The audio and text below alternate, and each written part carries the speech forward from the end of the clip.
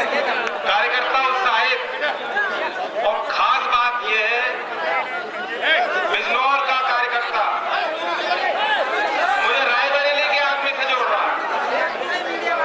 बसरावा क्षेत्र के जो मौजूदा विधायक अकेला, जिन्होंने सोमवार में आपका चुनाव चिन्ह लेकर नामांकन भरा है, बिजनौर के एक कार्यकर्ता ने मुझे उनसे, आगरा के लोग बलरामपुर में ढूंढ रहे हैं, जोड़ने का काम कर रहे हैं।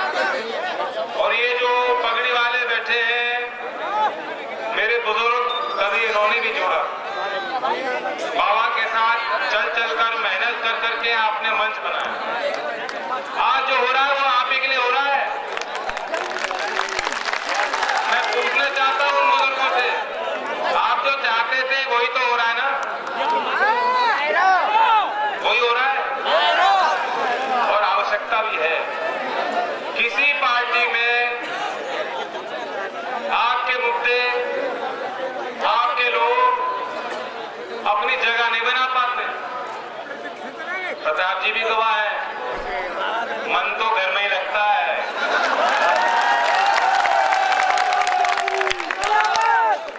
और एक बात मैं बता देना चाहता हूं, बुंदेलखंड के एक बहुत जिम्मेदार हमारे साथी पहले भी रहे, मेरी उनसे बातचीत हुई, मैंने उनको कहा कि आ जाओ, कुछ बनाना चाहता हूं। उन्होंने कहा देखिए, हम तो आपके साथ गए थे किसान जागरण यात्रा में, आप हमीरपुर, ललितपुर, झांसी सब जगह आए, उन्होंने याद दिलाई। मैंने कहा हाँ सही कह रहे। फिर उन्होंने जो बात कही वे कुछ लोगों को कड़वी लग सकती है, कुछ लोगों को बुरी लग सकती है, लेकिन तीस थी। उन्होंने कहा हमने आपका हाथ नहीं छोड़ा, आपने हमारा हाथ छोड़ दिया। ये बात सही थी, उनकी बात जायज थी। मैं यहाँ सादाबाद तो आया नहीं, लेकिन मुझे मालूम था कि आपका मूड क्या बन रहा है, और आप ही के विश्वास पर कि आप साथ चलोगे, साथ रहोगे, मैंने उनको आश्वासन दे दिया कि अब आपका हाथ को छोड़ने वाला नहीं है। ठीक कह दिया, ठीक कह दिया, ठीक बोल दिया। क्योंकि किसान सब एक ही होते हैं, ये चुनाव के वक्त ही बंटवारे होते हैं। इतने फलाने यादव, ठाकुर, ब्राह्मण, जाट, सभी 36 जातियों में जिसको चुनाव लड़ना होता है या जिसको उसको चुनाव लड़ाना होता है, वो ये सारे आंकड़े तैयार करके आते हैं। 5 साल हम किसान और मजदूर हैं, हम एक हैं, और चुनाव वक्त में बंटवारे हैं। चाहे वो किसान यहाँ का हो, सादाबाद का, चाहे किसान हो गाजीपुर का हो, किसान तो किसान ही है, खून भी एक है, जज्बा भी एक है, समस्याएं भी एक है, इसलिए कोई कारण नहीं है। अगर चौधरी चरण सिंह द्वारा स्थापित जो अपनी विराट और महान विचारधारा आज भी हम जिसको लेके चल रहे हैं, सिर्फ उसी को मूल मंत्र बनाकर हम निकलेंगे, किसान गरीब मजदूर की बात करेंगे, अच्छा शासन देने का वादा करेंगे, कोई कारण नहीं है कि यहां से लेके गाजीपुर तक और बुंदेलखंड तक आपकी पार्टी खड़ी ना हो जाए। और याद रखना, ये सभी कुछ आपके लिए। सादाबाद के जब आपके दल के विधायक खड़े होंगे, आपको आशीर्वाद देना है डॉक्टर अनिल जी को, लेकिन विधायक ये अकेले नहीं है, विधायक सब लोग होंगे। सादाबाद की एक एक जनता, हाथरस से गेंदालाल जी है, हाथरस विधानसभा क्षेत्र से भी कोई लोग यहाँ आए हुए। आप भी विधायक बनना चाहते हो कि नहीं बनना चाहते हो? ये मान लेना कि जब आपके जिले के पार्टी के विधायक खड़े होंगे, और कितना अच्छा लगेगा, क्योंकि हम पे हमारी आलोचना कोई कर नहीं सकता। ये नहीं कह सकता कि चौधरी अजीत सिंह जी भ्रष्ट है, या लोकदल का कोई नेता बेईमान है, या कोई बड़ी दलाली करता है, या कोई बड़ा चोर है। ये कोई कह सकता है? कितनी बड़ी बात है। लेकिन जब आलोचना इसमें नहीं कर सकते, ये नहीं कह सकते भाई संघर्ष नहीं करते, ये किसान की बात नहीं रखते, जो जो मौका मिला है, इतना से भी मौका अवसर मिला, कभी चूके नहीं सोचा। सरकार में जब जब बैठे, पूरे 5 साल कभी मौका नहीं मिला, लेकिन जितना वक्त उनको मिला उन्होंने ऐसे काम कर दिए ऐतिहासिक कि लोग आज भी याद करते हैं। तो आलोचना ये भी नहीं कर सकते। तो फिर सही बात तो ये है कि किसी भी राजनीतिक संगठन को दो चीज चलाती है। कार्यकर्ता, संगठन से जुड़े हुए तमाम लोग वो किस भावना से आगे चल रहे हैं, उनके मन में, हृदय में सेवा भावना है कि नहीं। और दूसरी विचारधारा, विचारधारा ही सबको बांधती है। विचारों से ही कारण मिलते हैं कि क्यों हम इकट्ठा हो, संगठित हो। दोनों ही ऐसे विषय हैं कि लोकदल के आगे सब फीके पड़ जाते हैं, कमजोर पड़ जाते हैं और बहुत लोग कोशिश कर रहे हैं तोड़ने की। कल रात भी मुझे सुनने में आया, बड़ी बैठक हुई है दिल्ली में। ये जानकारी है कि नहीं है? पता है कुछ लोगों को पता है। कोशिशें की जा रही हैं, लेकिन अगर कोई ठेका ले लेगा समाज का, ये संभव नहीं है। आपने तो अपना मन बना लिया कि नहीं बना लिया?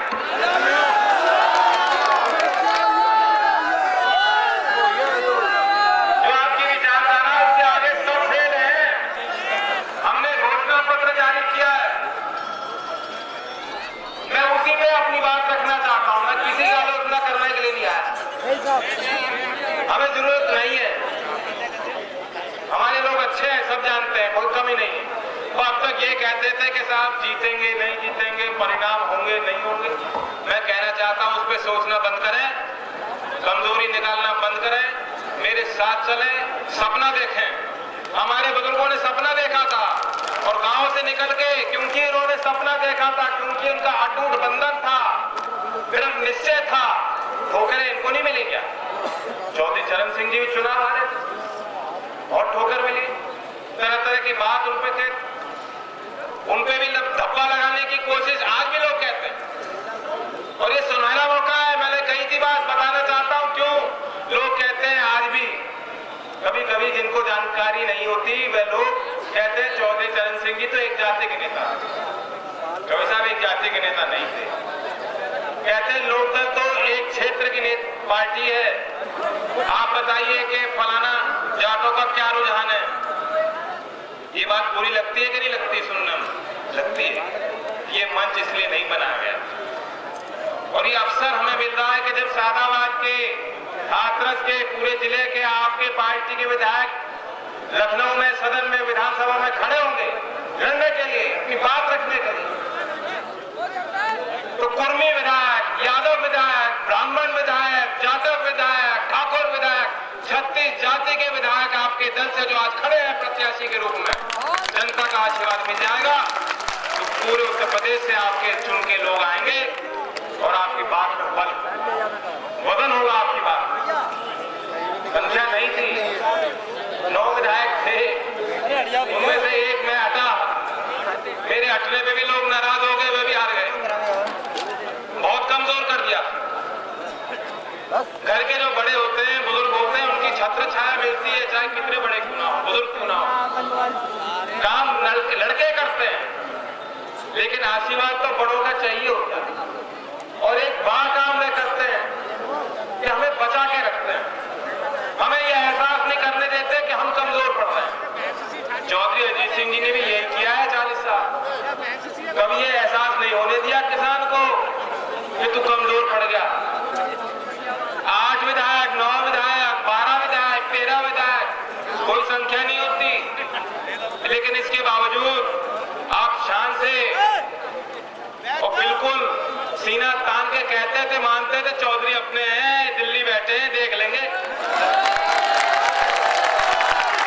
बागपत में, हाथरस, शादाबाद, मथुरा, पूरे क्षेत्र में आज सारे एमपी एक पार्टी के, पूरे पश्चिम के 73, पूरे यूपी में। और पहली बार नहीं हुआ, कोई भी सत्ता में भी रही हो, दिल्ली में सरकार किसी की रही हो, ये आपके संगठन की देन थी कि सरकार तरफ सराहती थी कि हाय ये पश्चिमी यूपी का किसान ना आपड़े, कुछ मांग ना कर ले,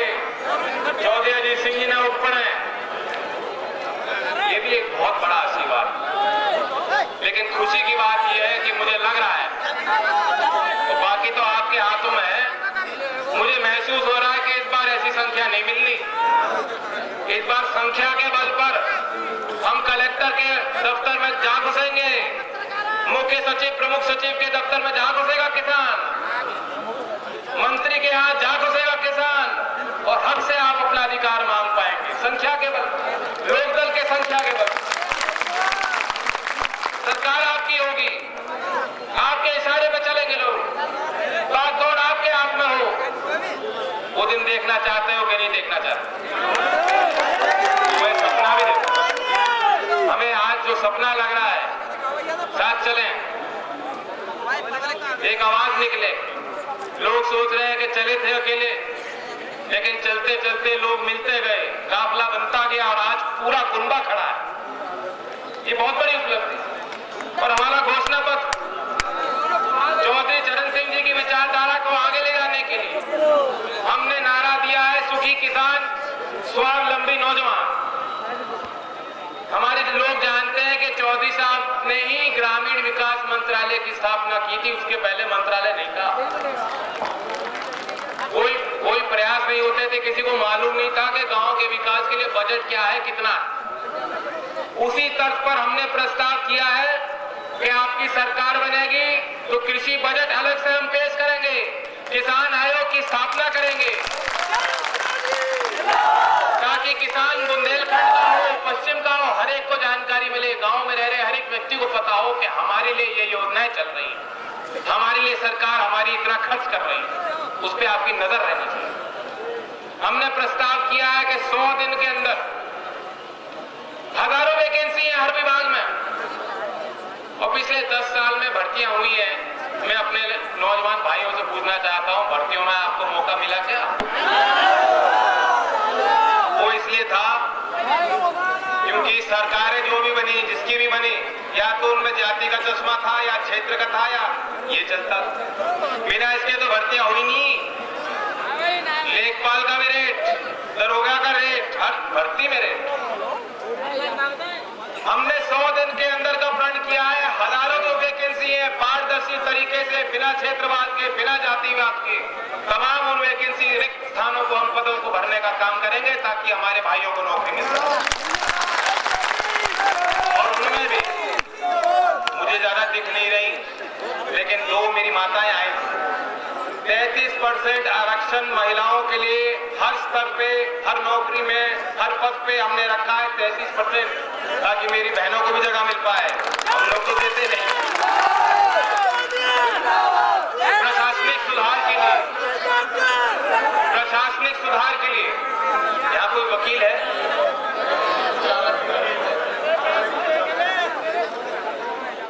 और बहुत लोगों पे केस भी चल रहे होंगे। केस चल रहा है क्या किसी पे? शर्मा मत, बता दो। कहाँ इलाहाबाद जाना पड़ता है? कितना दूर है? 700 किलोमीटर, 600। बीजेपी ने कहा था हम रखेंगे, नहीं रखा। हमने मैनिफेस्टो में लिखा है, बुंदेलखंड में, पश्चिम उत्तर प्रदेश में और पूर्वांचल क्षेत्र में हाईकोर्ट की बेंच की स्थापना प्रमुख रूप से हमने लिखा, हम करेंगे। और मैं कई सभाओं में गया हूं, जब कोई सभा से कोई आदमी पुलिस की चुटकी लेता है तो ताली बजती, अधिकारी की चुटकी ले तो तालियां बजती। वैसे नेताओं की भी कोई चुटकी लेगा तो आप ताली बजाओगे। उसका कारण है कि लोगों का विश्वास कम होता जा रहा है। प्रशासनिक सुधार इसलिए अहम मुद्दा है। सरकार के कामकाज करने का तरीका बदलना पड़ेगा। गरीबी उन्मूलन के लिए जितने नाम पे योजनाएं चल रही हैं, हमें देखना होगा। डॉक्टर साहब विधायक रहे, प्रताप जी विधायक रहे, गेंदालाल जी विधायक, मैं सांसद रह गया हूं। अनेकों पदों पे जिम्मेदार लोग मौजूद हैं। क्या यहाँ कोई भी ऐसा आदमी है जो गिना सकता है कि राज्य सरकार की कितनी योजनाएं चल रही हैं? मालूम है किसी को? और फाइल बनती है, बजट में खर्चा दे दिया जाता है, तनख्वाह लोग निकाल लेते हैं, और फाइल बनती है, फाइल पे हस्ताक्षर हो जाते हैं, लोगों ने तनख्वाह निकाल ली, बात खत्म। ना तो जनता को मालूम, ना हम जैसे लोग जो नजर रख सकते हैं, कड़ी नजर, ना हमारी जानकारी। योजनाओं की संख्या संख्या भी घटनी चाहिए। सिर्फ जो प्रभावी योजनाएं हैं, जो प्रदेश का गरीब आदमी कहेगा ये मेरी योजना मैं पसंद करता हूं, पूछा जाएगा आपसे, सिर्फ उन योजनाओं को चलाने का काम हमने अपने घोषणा पत्र में लिखा है। ये बहुत बड़ा प्रशासनिक सुधार है। पुलिस की वर्दी के बारे में मैं इतना ही कहूंगा कि वर्दी के लिए कोई जातिवाद नहीं होना चाहिए, वर्दी का सम्मान होना चाहिए, कानून का सम्मान होना चाहिए। चौधरी साहब बहुत सख्त थे इन मामलों में, उनका कोई अपना कोई पराया कोई निजी काम नहीं होता था। जनहित में सरकार को आगे बढ़ाने के लिए, लोकतंत्र के लिए वो करते थे। और इसलिए हमने प्रण किया है कि पुलिस रिफॉर्म्स, सुप्रीम कोर्ट द्वारा स्थापित जो नियम है उनका सख्त से सख्त पालन होगा। जो बॉर्डर स्कीम पुलिसकर्मी कहते आए हैं कि हम अपने जिले, अपने पड़ोस के जिले में तैनाती चाहते हैं, जो स्कीम चल रही है उससे अन्याय हो रहा है, उस स्कीम को समाप्त करने की बात हमने घोषणा पत्र में लिखी है। और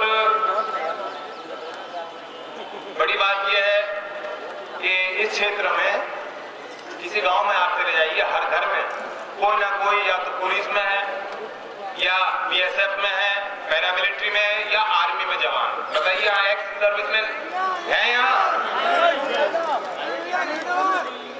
जो बीएसएफ के एक जवान की वीडियो आई थी, दर्दनाक। अब हम सरकार से मुंह मोड़ना चाहें तो मुंह मोड़ सकते हैं, लेकिन मैं सच्चाई, कड़वी सच्चाई है, और मैं दोष देने के लिए नहीं कह रहा हूं, लेकिन कहीं ना कहीं सरकारों को तो सोचना चाहिए।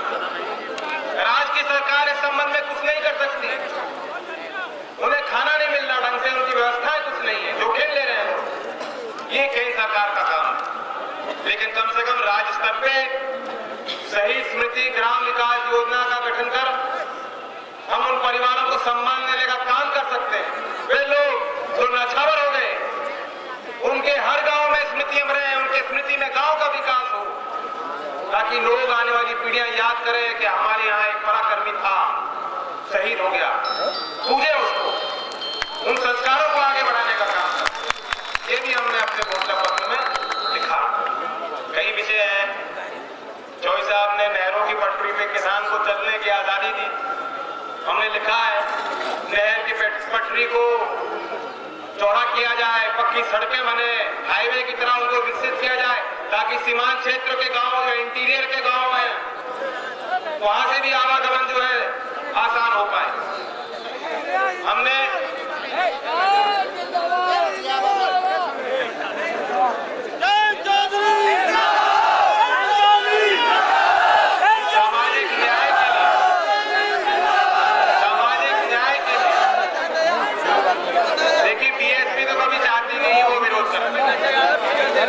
समाजवादी वाले आते हैं, कहते हैं हमने प्रस्ताव भेज दिया, 17 जाति का हर बारी लिख देते हैं, हमने देश कुछ मिलता है।